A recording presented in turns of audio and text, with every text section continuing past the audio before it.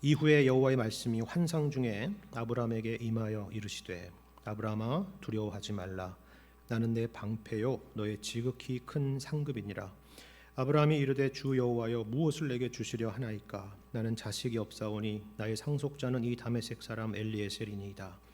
아브라함이 또 이르되 주께서 내게 씨를 주지 아니하셨으니 내 집에서 길린 자가 내 상속자가 될 것이니이다. 여호와의 말씀이 그에게 임하여 이르시되 그 사람이 내 상속자가 아니라 내 몸에서 날 자가 내 상속자가 되리라 하시고 그를 이끌고 밖으로 나가 이르시되 하늘을 우러러 무뼈를 셀 수 있나 보라. 또 그에게 이르시되 내 자손이 이와 같으리라. 아브라함이 여호와를 믿으니 여호와께서 이를 그의 의로 여기시고 또 그에게 이르시되 나는 이 땅을 내게 주어 소유를 삼게 하려고 너를 갈대아인의 우르에서 이끌어낸 여호와니라. 그가 이르되 주 여호와여 내가 이 땅을 소유로 받은 것을 무엇으로 알리이까? 여호와께서 그에게 이르시되 나를 위하여 3년 된 암소와 3년 된 암염소와 3년 된 순양과 산비둘기와 집비둘기 새끼를 가져올지니라. 아브라함이 그 모든 것을 가져다가 그 중간을 쪼개고 그 쪼갠 것을 마주 대하여 놓고 그 새는 쪼개지 아니하였으며 솔개가 그 사체 위에 내릴 때에는 아브라함이 쫓았더라. 해질 때에 아브라함에게 깊은 잠이 임하고 큰 흑암과 두려움이 그에게 임하였더니 여호와께서 아브라함에게 이르시되 너는 반드시 알라. 내 자손이 이방에서 객이 되어 그들을 섬기겠고 그들은 400년 동안 내 자손을 괴롭히리니 그들이 섬기는 나라를 내가 징벌할지며 그 후에 내 자손이 큰 재물을 이끌고 나오리라. 너는 장수하다가 평안히 조상에게로 돌아가 장사될 것이요 내 자손은 4대 만에 이 땅으로 돌아오리니 이는 아모리 족속의 죄악이 아직 가득 차지 아니함이니라 하시더니 해가 져서 어두울 때에 연기나는 화로가 보이며 타는 횃불이 쪼갠 고기 사이로 지나더라. 그날에 여호와께서 아브람과 더불어 언약을 세워 이르시되 내가 이 땅을 애굽 강에서부터 그 큰 강 유브라데까지 내 자손에게 주노니 곧 겐 족속과 그니스 족속과 감몬 족속과 헷 족속과 브리스 족속과 르바 족속과 아모리 족속과 가나안 족속과 기르가스 족속과 여부스 족속의 땅이니라 하셨더라. 아멘. 우리가 함께 읽은 우리 창세기 이 15장 말씀은요, 성경 전체에서 굉장히 중요한 내용을 담고 있는 말씀입니다. 물론 성경은 모든 본문이 다 중요합니다. 중요하지 않은 장이나 구절이 없습니다. 제가 중요하다라고 하는 것은 다른 성경의 장보다 더 중요하다, 비교해서 그런 것을 말씀하는 의미가 아닙니다. 성경을 읽다 보면 어느 내용에서는 성경 전체를 이해할 수 있는 어떤 이정표와 같은 역할을 하는 그런 말씀들이 주어집니다. 마치 지도와 같은 역할을 하는 내용이 있죠. 우리를 산 꼭대기나 전망대에 올려서 성경이 무엇을 말씀하고 있고 또 역사가 어떻게 흘러가고 있는지를 보여주는 그런 말씀들이 있습니다. 여기 창세기 15장 말씀이 바로 그와 같은 말씀이다라는 것입니다. 특별히 창세기 15장 6절의 말씀을 여러분 보시면 너무나도 유명한 말씀이죠. 신약에서는 로마서나 갈라디아서 그리고 야고보서에서도 인용하고 있는 그런 말씀입니다. 예수님 안에서 이 말씀이 어떻게 성취되었는가를 보여주는 그런 말씀이죠. 뿐만 아니라 여기 등장하는 내용을 보시면은 이 내용이 아브라함 시대에만 국한된 내용이 아닙니다. 우리가 방금 보신 것처럼 이 말씀은 출애굽 시대와도 연결이 되어 있습니다. 아주 먼 미래를 내다보고 있죠. 400년 뒤를 내다보고 있습니다. 모세의 시대와 그리고 여호수아의 시대를 내다보고 있는 것입니다. 더군다나 18절 이후에 등장하는 구체적인 약속의 내용들을 보면은 사실 더 놀라운 내용이 있습니다. 여기 등장하는 여러 가나안 족속들의 명단들이 나오는데요. 특별히 21절에 나오는 이 여부스 족속의 땅을 최종적으로 얻게 된 것은 여호수아 시대가 아니라 다윗의 시대였습니다. 그러니까 무려 1000년 뒤의 일을 이야기하는 것이죠. 근데 그게 다가 아니에요. 여기 18절에 땅에 대한 약속에서 그 경계를 지금 말씀하시는데요. 뭐라고 말씀하냐면 내가 이 땅을 애굽 강에서부터 그 큰 강 유브라데까지 내 자손에게 주겠다 이렇게 말씀을 하세요. 학자들은 이것이 다윗 시대나 솔로몬 시대와 같은 이스라엘의 최전성기 때의 영토가 아니냐 이렇게 말하는 사람도 있지만요. 엄밀히 말하자면은 그것을 훨씬 벗어나는 영역입니다. 오히려 이와 같은 설명은 같은 창세기 2장의 말씀에 등장하는 에덴 동산을 연상케 한다라고 주장하는 학자들도 있어요. 무슨 말이냐면은 이것은 결국 에덴 동산의 회복, 아니 더 나아가서 궁극적으로는 하나님께서 이 아브라함의 후손에게 하나님 나라를 온전하게 회복하게 하실 그때를 바라보고 있는 말씀이다라는 것입니다. 그러니까 이 약속의 성취는 영적으로 보자면 세상 끝날을 내다보고 있고, 그것이 온전하게 경험될 때까지는 아직까지도 남아있는 약속이다라고 할 수가 있는 거예요. 그러니까 우리 또한 현재 이 약속 가운데 있다는 사실입니다. 이런 의미에서 굉장히 중요한 말씀이다라는 것입니다. 그렇기 때문에 우리는 오늘 본문에서 정말 이와 같은 약속들이 분명한 것인지 확실한 것인지를 묻고 있는 아브라함의 질문이 그저 고마울 따름인 것입니다. 자, 그럼 어떤 질문입니까? 두 가지 질문을 아브라함이 하나님 앞에 드리는데요. 결국 한 가지 질문입니다. 뭐냐면 하나님께서 아브라함에게 약속하셨던 그 약속에 대한 질문인데, 후손에 대한 질문과 그리고 땅에 대한 질문입니다. 여러분 2절을 보시면 이렇게 질문하죠. 주 여호와여, 무엇을 내게 주시려 하나이까? 나는 자식이 없습니다. 이렇게 묻고 있습니다. 그리고 또 오늘 본문 8절을 보시면 뭐라고 되어 있습니까? 내가 이 땅을 소유로 받은 것을 무엇으로 알리이까? 라고 묻고 있죠. 근데 여러분 이 질문이 갑자기 등장한 것이 아닙니다. 흥미로운 것은요, 이 질문의 각각의 질문 앞에, 그러니까 1절과 7절을 보시면은 먼저 하나님의 약속이 등장하고 있다라는 사실입니다. 그렇다면 이것은 뭔가 분명히 논리적으로 이상해 보이지 않습니까? 우리는 보통 뭔가를 주십시오라고 했을 때 그렇다, 내가 그것을 주겠다라고 하는 이 논리가 자연스럽고 익숙하지, 거꾸로 하나님이 주시겠다라고 하는 것이 먼저 있고 그 다음에 뭔가를 요구하고 있는 장면이 뒤따르고 있다는 것은 뭔가 순서상으로나 논리적으로 좀 안 맞아 보이는 그런 흐름이라는 것입니다. 물론 그런 식의 순서가 전혀 없는 것은 아닙니다. 예를 들면은 부모가 아이들에게 내가 너한테 뭔가를 해줄게, 사줄게, 뭐 이렇게 약속을 했는데 아이들이 그 부모에 대해서 언제 주실 건데요? 그걸 어떻게 제가 믿을 수가 있어요? 라고 물을 수가 있죠. 그런 경험들 우리 하지 않습니까? 그렇죠? 근데 이런 상황을 보통 뭐라 그래요? 의심이라고 하는 것입니다. 의심.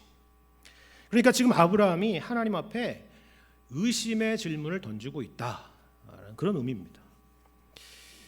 그렇다면 여러분들은 다 이렇게 신앙이 좋으신 분들이기 때문에 아마 그런 생각이 드실 거예요.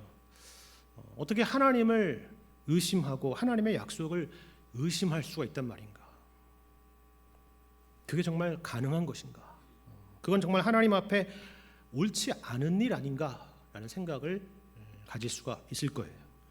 그래서 속으로는 그 마음속에 의심이 불붙듯 일어나면서도 그것을 어떻게든 억제하려고 하는 것, 그리고 그것이 좋은 신앙이다라고 생각하는 그런 좋은 마음이 있어요, 우리 가운데. 그렇죠?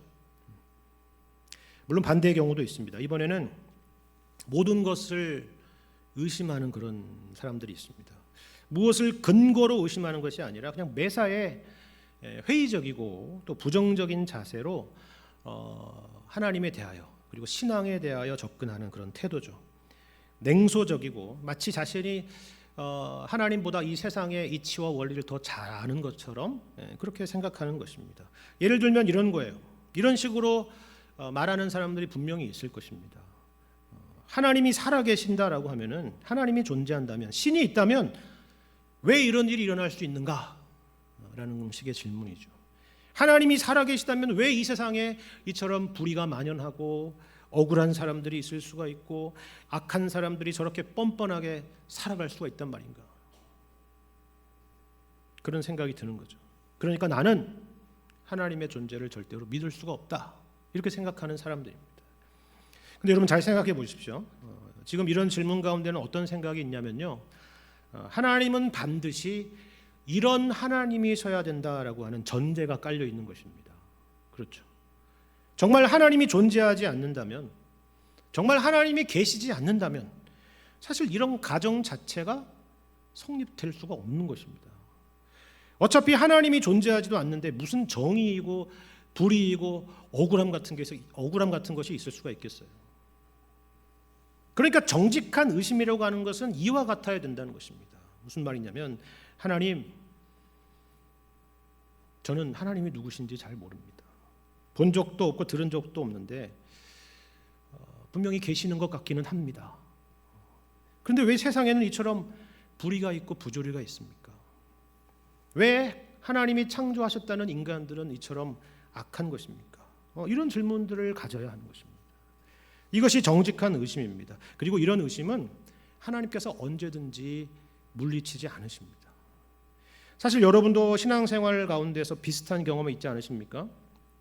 신앙에 있어서 어떤 벽을 만날 때도 있고 도무지 이해할 수 없는 현실을 만날 때도 있지 않으셨습니까? 우리에게 기도라는 것이 있고 그 기도 가운데 탄식과 한숨이 있다는 게 다 무엇입니까? 의심이죠. 그걸 들고 하나님 앞에 나아간다는 것은 언제나 정직한 의심이고 하나님께서 받으시는 의심이다라는 사실입니다.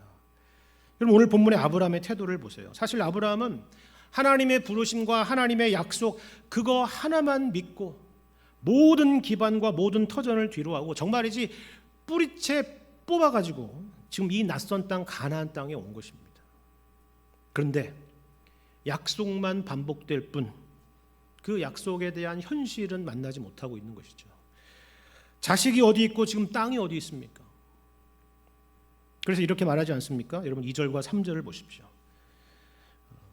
2절입니다. 아브라함이 이르되 주 여호와여 무엇을 내게 주시려 하나이까? 나는 자식이 없사오니 나의 상속자는 이 다메섹 사람 엘리에셀이니이다. 아브라함이 또 이르되 주께서 내게 씨를 주지 아니하셨으니 내 집에서 길린 자가 내 상속자가 될 것이니이다. 이렇게 말해요. 여러분 이런 질문들을 보시면 그의 마음 가운데는 뭔가 큰 실망과 절망이 느껴지지 않습니까? 그렇죠? 하나님의 그 약속이 과연 어디에 있는지를 묻고 있는 것입니다. 하나님이 약속하신 그 내일이 나에겐 보이지 않는다라는 그런 말이에요. 근데 이 아브라함의 태도에서 우리가 주목할 부분이 있습니다. 여러분 겉으로 보기에는 정말 불평과 의심을 쏟아내는 것처럼 보이지만 그것이 어느 정도 사실인 것도 분명하지만 그 가운데서 우리가 간과할 수 없는 중요한 하나님에 대한 태도가 이 가운데 있어요. 여러분 2절을 다시 보시겠습니까? 아브라함이 하나님을 어떻게 부르고 있습니까? 주 여호와여 라고 부르고 있죠. 여러분 8절도 마찬가지입니다. 뭐라고 불러요? 주 여호와여 라고 이렇게 부릅니다. 우리가 그냥 쉽게 지나치고 넘어갈 수 있는 부분인데요. 사실 이것은 굉장히 중요한 부분입니다.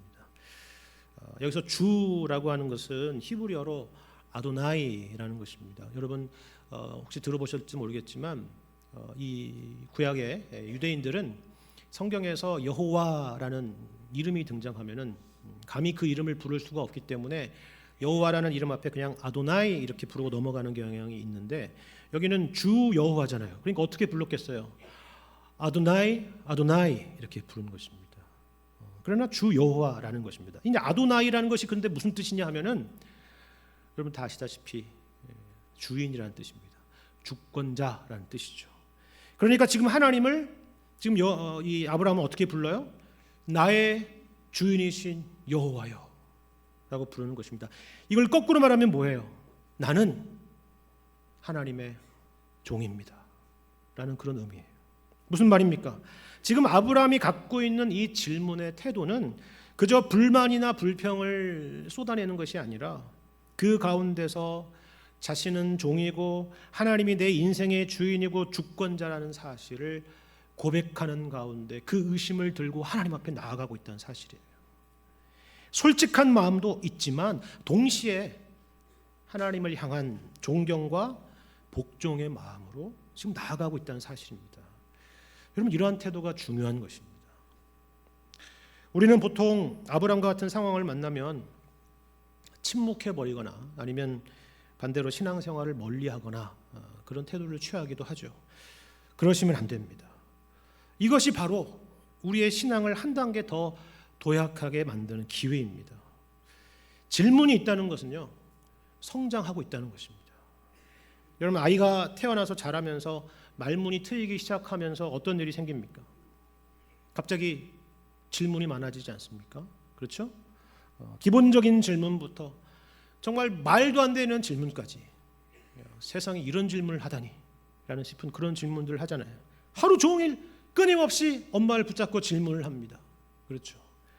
정상적인 것입니다. 성장하고 있다는 것이죠. 이런 자세를 우리도 잃지 않아야 된다는 것입니다. 근데 사실 더 중요한 것은요, 자녀의 마음을 부모가 먼저 아는 것처럼, 아니 그 이상으로, 훨씬 그 이상으로 하나님은 우리가 질문을 갖기 이전에 우리 마음을 다 알고 계신다라는 사실입니다. 하나님께서는 우리가 물어야 비로소 아시는 분이 아니라는 거예요. 몰랐는데 내가 그런 질문을 가지고 있는 건 내가 이제 처음 알았다, 이렇게 하나님은 말씀하신 적이 없다는 겁니다. 그 근거가 여기 있어요. 여러분 1절부터 다시 한번 보세요. 이후에 여호와의 말씀이 환상 중에 아브라함에게 임하여 이르시되 아브라함아 두려워하지 말라. 나는 내 방패요 너의 지극히 큰 상급이니라 말씀합니다.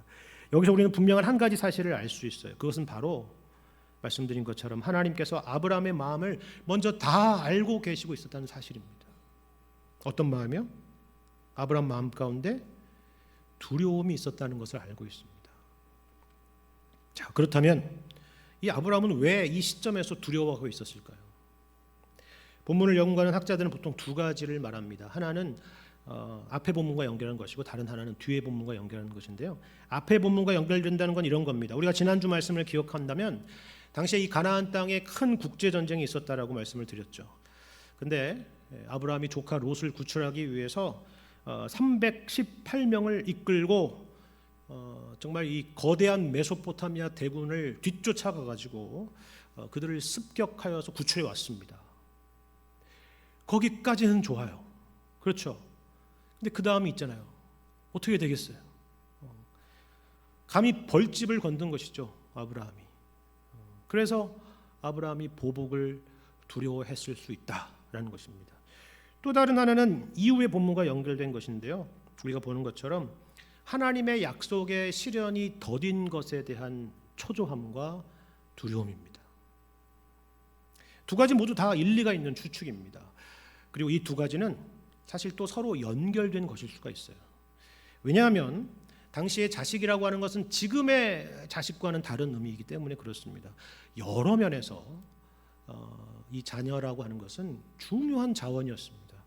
여러분 시편 127편의 말씀을 보시면은 이게 어떤 맥락인지를 이해하실 수가 있을 거예요. 시편 127편 3절부터 5절 말씀을 제가 읽겠습니다. 보라, 자식들은 여호와의 기업이요 태의 열매는 그의 상급이로다. 젊은 자의 자식은 장사의 수중의 화살 같으니 이것이 그의 화살통에 가득한 자는 복되도다. 그들이 성문에서 그들의 원수와 담판할 때에 수치를 당하지 아니하리로다. 이렇게 말씀해요. 자, 요즘은 자본주의 사회니까 돈이 최고이고 그리고 그 돈으로 권력도 살 수 있고 모든 것을 할 수 있겠지만 고대 사회에서는 자식들이 이 화살통에 가득한 화살과 같은 존재였습니다. 자식들이 곧 노동력이었고요. 그리고 권력이었고 정치력이었고 군사력이었죠. 자식들이 그야말로 하나님이 주시는 기업이고 상급이었고 복이었던 것입니다. 얼마나 자식이 많으면 든든하고 힘이 되었겠습니까? 반대로 자식이 없다면 어때요? 모든 것이 없는 것과 같았겠죠. 그렇죠? 언제 닥칠지 모르는 인생의 위기 가운데서 속수무책일 수밖에 없었을 것입니다. 이런 역사적이고 문화적인 맥락을 이해할 필요가 있습니다. 아브라함이 느꼈을 두려움이 무엇인지를 이것을 통해서 어느 정도 우리는 짐작할 수 있기 때문이죠. 여러분 여기 화살통에 가득한 화살이라는 이 군사적인 용어가 오늘 본문에도 있지 않습니까? 오늘 본문 1절에 그죠? 화살이 공격무기라고 하면은 방패라고 하는 것은 방어무기겠죠. 그렇죠? 결국 같은 것입니다. 아브라함은 이 전쟁과도 같은 현실 가운데, 아니 우리야 전쟁과도 같은 현실이라고 하지만 아브라함은 진짜 전쟁을 겪었잖아요. 그렇죠? 그런 현실 가운데에서 마치 무장해제 당한 것 같은 느낌을 받았을 것이라는 거예요. 근데 어떻다고요? 하나님께서 그런 아브라함의 마음을 아신다라는 것입니다. 어제는 승리했을지 모르지만 여전히 두려움 가운데 있고 내일이 없는 그런 암울한 현실 속에서 살아가야 되는 아브라함의 마음이 어떻는지를 아시고 계신다라는 것입니다. 근데 우리가 여기 이 1절 말씀에서 주목해야 될 중요한 내용이 있습니다. 자, 방금 우리가 시편 말씀에서 뭘 봤죠? 누가 장사의 수중에 화살 같다고 했습니까? 그죠? 자식들입니다. 그죠? 당시에는 자식들이 화살들과 같고 방패와 같았다는 거죠. 근데 여러분 여기 1절에 하나님께서 아브라함에게 뭐라고 말씀하십니까? 아브라함아 두려워하지 말라. 나는 내 방패요 너의 지극히 큰 상급이니라. 그렇죠. 여러분 이 말씀을 꼭 기억하시기를 바랍니다. 우리의 진정한 방패와 상급은 하나님 한 분뿐이시다라는 것입니다. 물론 우리는 살아가면서 자식들이나 재물이나 건강이나 권력이나 이런 것들이 방패처럼 느껴질 때가 있어요. 얼마나 든든합니까? 잘 자란 자녀들을 바라보면 보는 것만으로도 얼마나 든든해요. 여러분의 통장 잔고에 차고 넘치는 돈이 있을 때, 노후 걱정할 일이 없을 때 얼마나 든든합니까? 건강검진 기록부에 빨간 글씨가 단 하나도 없을 때 우리는 얼마나 안심이 됩니까? 그렇죠. 근데요, 이 모든 것들은 분명히 하나님께서 우리에게 주신 복들이 분명하지만 우리 인생의 궁극적인 방패는 아니라는 것입니다. 여러분 야곱을 생각해 보십시오. 여기 아브라함이나 아브라함의 아들인 이삭하고는 달리 야곱에게는 하나님께서 얼마나 많은 자녀의 복을 주셨습니까? 얼마나 많은 재산의 복을 주셨어요. 그런데 전혀 그것들이 인생의 방패가 되어주지 못했죠. 특별히 요셉의 일로 인해서 지옥 같은 시간을 보냈던 것을 여러분 기억하실 것입니다. 오직 하나님만이 우리의 방패요 상급이신 것을 기억하시는 여러분 되시기를 바랍니다. 여러분 6절에서 그것을 말하고 있지 않습니까? 여러분 아브라함이 무엇을 믿었다고 말하고 있습니까? 자식을 믿은 것이 아니고 자신의 소유나 힘을 믿은 것이 아니라고 하죠. 여호와를 믿었습니다. 그렇죠. 근데 여러분 흥미로운 것은 그 다음이에요. 아브라함이 여호와를 믿으니 여호와께서 이를 그의 의로 여기셨다라고 말씀하는데요. 이 표현은요 보시면 문학이론으로 보시면 3인칭 전지적 작가 시점입니다. 그게 무슨 말이냐면 이런 거예요. 지금 아브라함이 제가 하나님을 믿습니다 이렇게 말하고 있는 것도 아니고 지금 하나님께서 아브라함에게 내가 너의 믿음을 의로 여기겠다라고 말씀하고 있는 것도 아니라는 거예요. 하나님께서 이러한 아브라함의 믿음을 아셨고 또 의롭다 여기셨다라는 것입니다. 여러분 우리도 그렇지 않습니까? 하나님의 존재도 믿음이라는 것의 실체도 사실 우리는 눈에 보이지도 않고 귀에 들리지도 않죠. 하지만 우리 마음 가운데 살아가면서 그토록 많은 의심과 염려와 두려움이 있지만 여전히 오늘 이 자리에 예배의 자리에 있고 하나님을 바라보고 있는 것이죠. 이것이 믿음입니다. 이것이 바로 하나님을 신뢰하는 것입니다.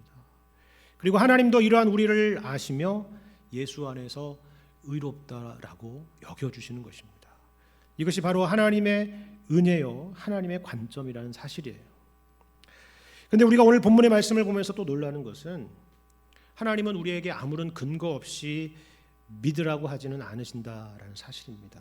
여러분 8절을 보시면 아브라함이 뭐라고 말하냐면 이 땅을 소유로 받은 것을 무엇으로 알 수 있는지를 묻는 것을 볼 수가 있죠.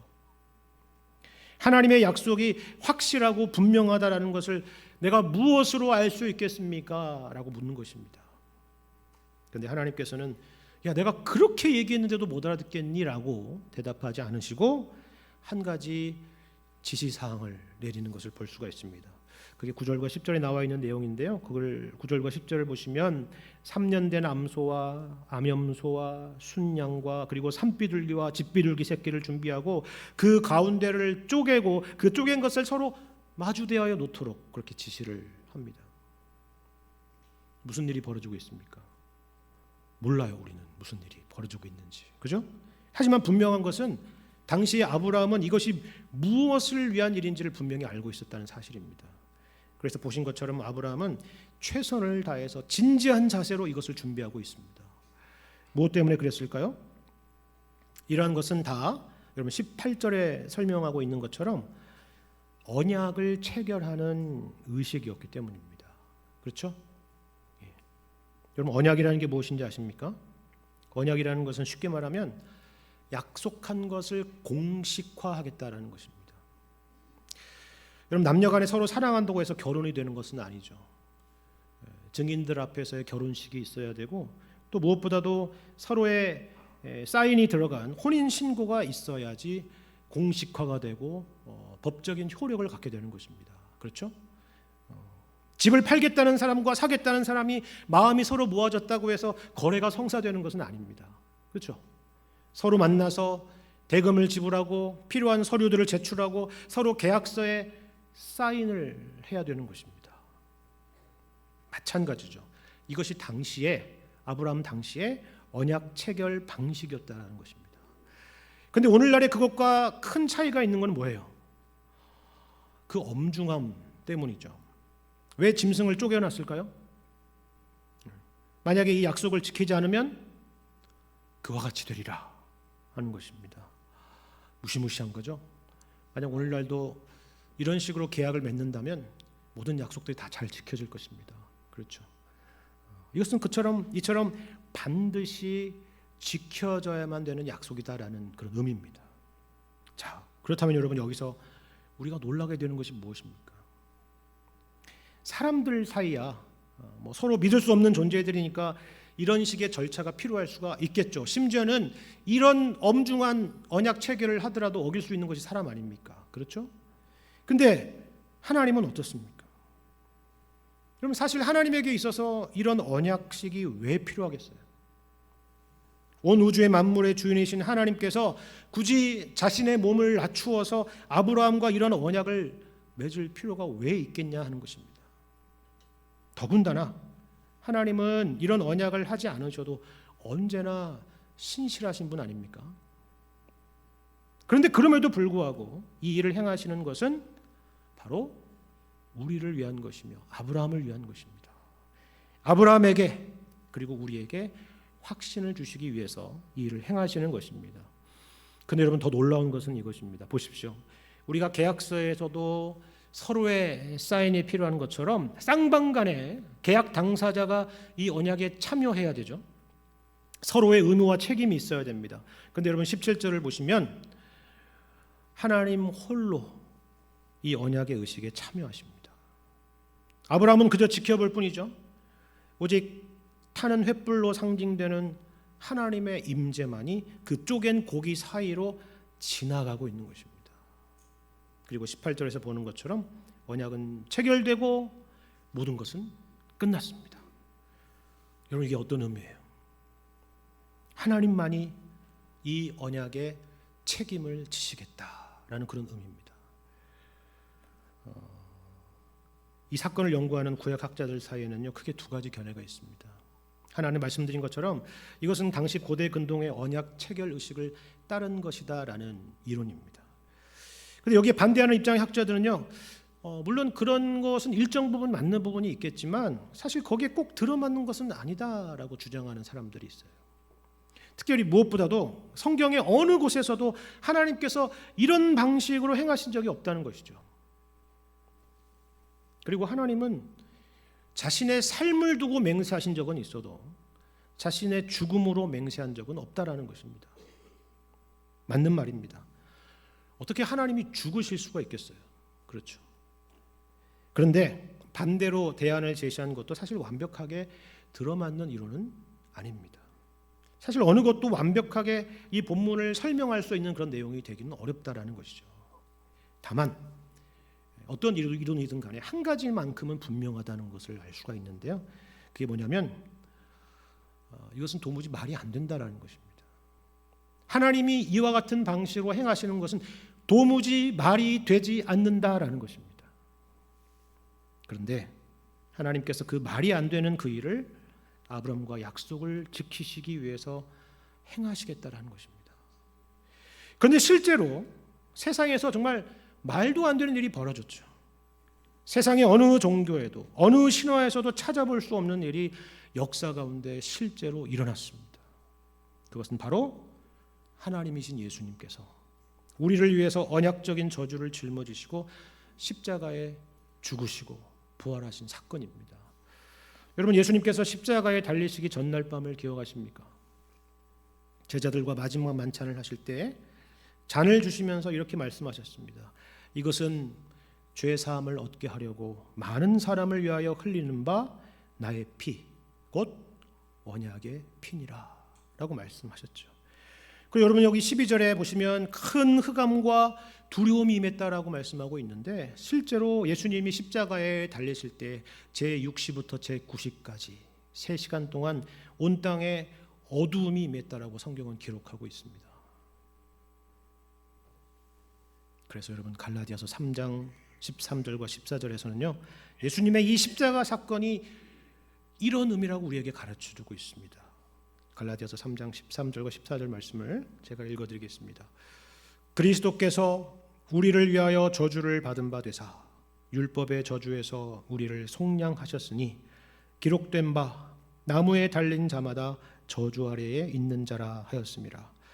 이는 그리스도 예수 안에서 아브라함의 복이 이방인에게 미치게 하고 또 우리로 하여금 믿음으로 말미암아 성령의 약속을 받게 하려 함이라 라고 말씀합니다. 여러분, 이게 다 무슨 말입니까? 그러니까 오늘 본문의 아브라함과 맺은 이 언약 체결 의식은 예수님의 십자가 사건을 내다본 일이었다라는 사실입니다. 그리고 예수님의 십자가로 인해서 하나님께서 아브라함에게 약속하셨던 그것이 얼마나 확실하고 분명하고 풍성한지를 우리는 알게 되는 것입니다. 왜요? 이방인인 우리조차도 이 언약에, 이 은혜에 참여하는 자가 되었기 때문입니다. 우리는 일단 이 언약 체결 의식이 하나님의 아들이신 예수님의 십자가의 사건으로 마침내 성취되는 것을 보면서 놀랄 수밖에 없습니다. 그런데요, 오늘 본문에서 우리가 놀라게 되는 것은 그것만이 아닙니다.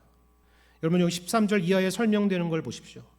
아브라함에게 앞으로 수백 년 그리고 수천 년 뒤에 일어날 일에 대해서 하나하나 알리고 계시는 걸 우리가 볼 수가 있죠. 아브라함이 몇 년을 살았는데요? 수백 년, 수천 년을 살았습니까? 근데 왜 굳이 이 모든 일들을 아브라함에게 알리시죠?